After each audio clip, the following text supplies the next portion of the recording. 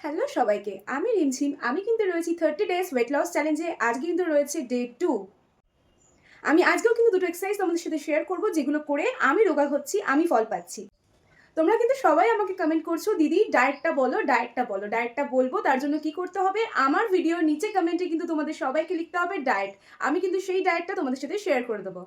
চলো তাহলে প্রথম কোন এক্সারসাইজটা করা হচ্ছে দেখে নাও। সেটাতে আমাদের কি কমবে? আমাদের যে সাইড ফ্যাটগুলো রয়েছে সেগুলো কিন্তু বার্ন হবে। কি করে?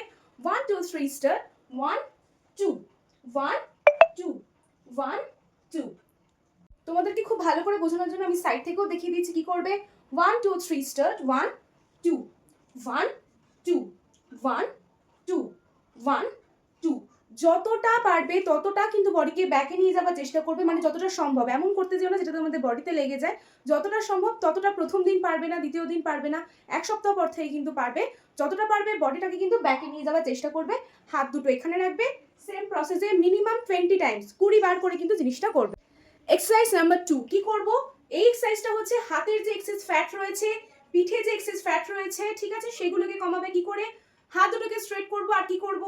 1 2 1 2 1 2 1 2 1 2। আমি ব্যাক সাইড থেকেও দেখিয়ে দিচ্ছি কি করে করব। 1 2 3 স্টার্ট। 1 2 1 2 1 2 1 2। তখন কিন্তু আমাদের ঘাড়টা একদম সোজা থাকবে, ঠিক আছে? ঘাড় কিন্তু আমরা কেউ দেখাবো না, একদম ঘাড় সোজা রাখবো, নাহলে কিন্তু আমাদের ঘাড়ে লাগতে পারে।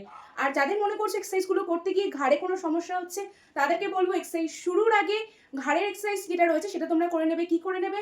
1 2 1 2 1 2, দেন 1 2 1 2 1 2, দেন কি করবে?